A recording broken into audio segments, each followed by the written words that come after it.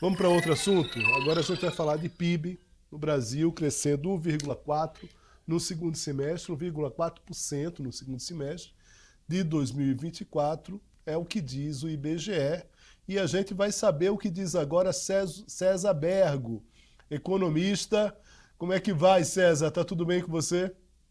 Boa tarde, Léo. Está tudo ótimo. Vamos lá, esse PIB maravilhoso. Me conta, César.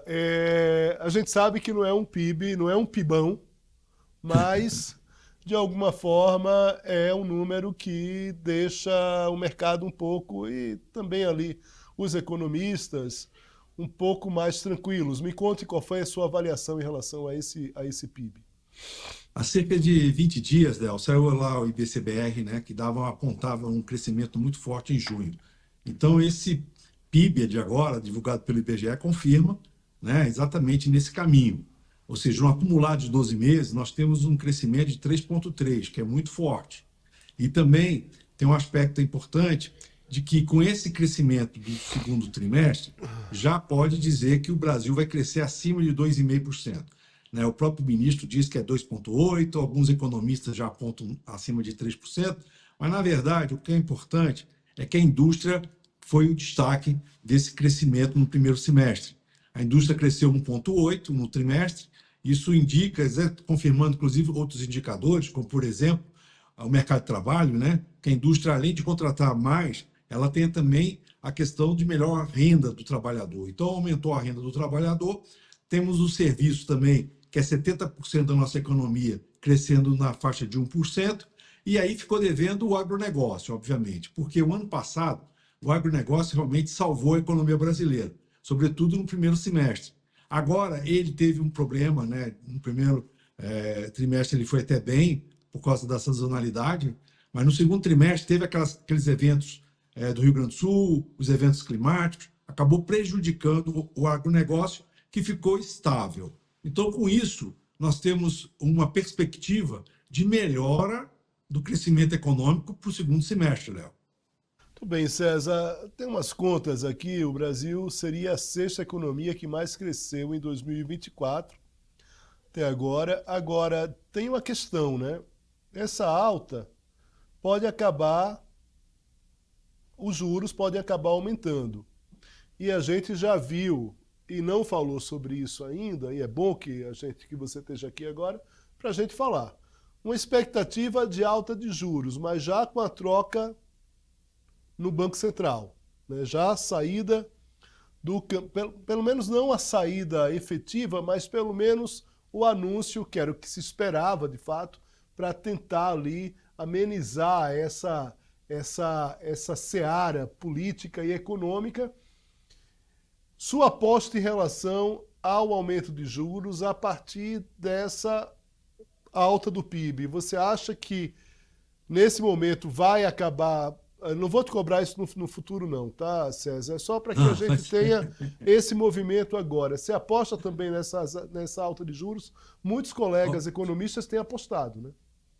olha, não tem como não apostar, né? Então vamos lá, né? Vamos tentar dissecar o que você coloca. Primeiro, a boa notícia é o aumento do PIB. A má notícia é essa perspectiva de aumento da taxa de juros, sim, porque mostra a economia aquecida, o mercado de trabalho está aquecido. Então já havia uma perspectiva, né? 70% do mercado de analistas achavam que ia aumentar. Agora, o que está apontando para esse aumento da taxa de juros é o índice dos juros futuros, né? Que já está precificando esse aumento. Alguns chegam até em 0,5% de aumento. Eu, particularmente, acho que vai ser 0,25%, tá? Então, depois você me cobra. Mas, do ponto de vista prático, o que acontece é que essa mudança de presidente não vai afetar muito, porque o Roberto Campos vai ficar até dezembro. Obviamente, teremos a sabatina do Galípolo agora lá no Congresso, provavelmente ele vai ser aprovado, nada indica o contrário. Então, ele já vai participar da próxima reunião do Copom como diretor de política monetária, mas sendo o presidente já do Banco Central da próxima gestão. Então, do ponto de vista prático, né, se aumenta agora a taxa de juros, ele até fica melhor na situação, porque ele é diretor de política monetária, né, foi a unanimidade do Banco Central, então ele não fica tão queimado com o governo.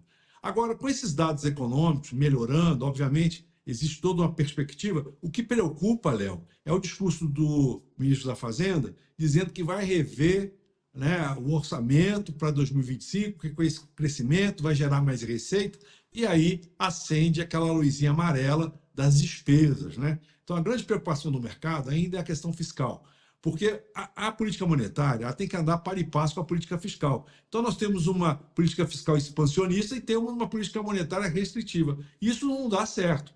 Então, também, esse crescimento do PIB é muito em função do consumo, do crescimento da renda, daqueles pagamentos de benefício, precatório, ou seja, houve um impulso muito grande do consumo e também do crédito, em função daquilo que a gente já comentou aqui várias vezes, o desenrola, por exemplo, né? Então, é preocupante, sim.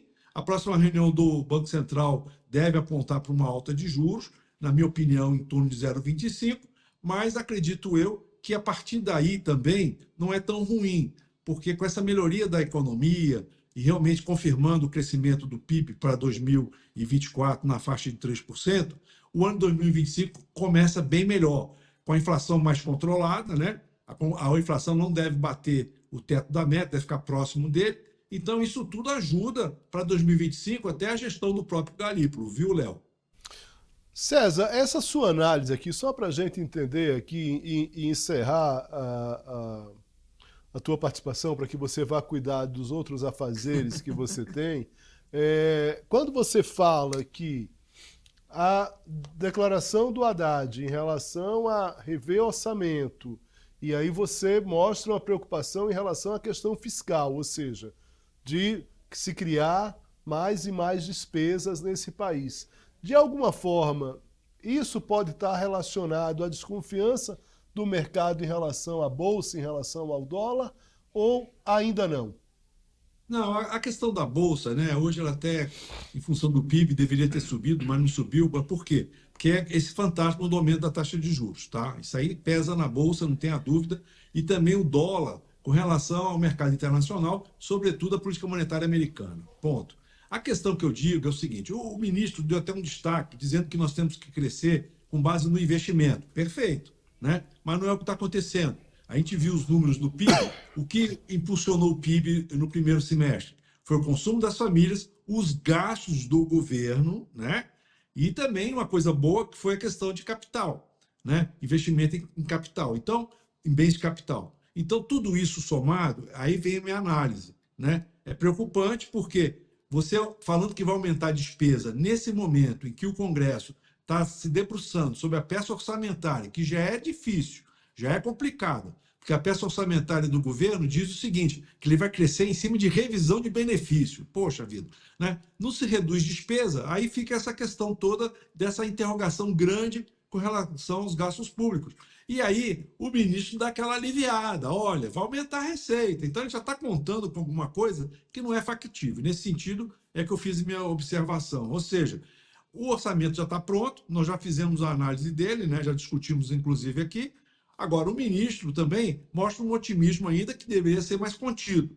Não tenha dúvida que o segundo semestre não vai ser tão fácil, né? Com esse crescimento acontecido no primeiro semestre, deve facilitar um pouco as coisas, mas 2025 parece-me que vai ser um ano muito difícil. Lembrando ainda, Léo, que nós temos uma eleição aí pela frente. Depois da eleição é que nós vamos ver se vai ter aquela caixinha, que a gente chama caixinha de maldades, né? Vamos ver, porque até agora a coisa está muito boa. César Bergo, muito obrigado aqui pela presença aqui com a gente no Poder Expresso. Forte abraço e até a próxima, meu amigo. Estou sempre à disposição. Um grande abraço, Léo. Bom programa.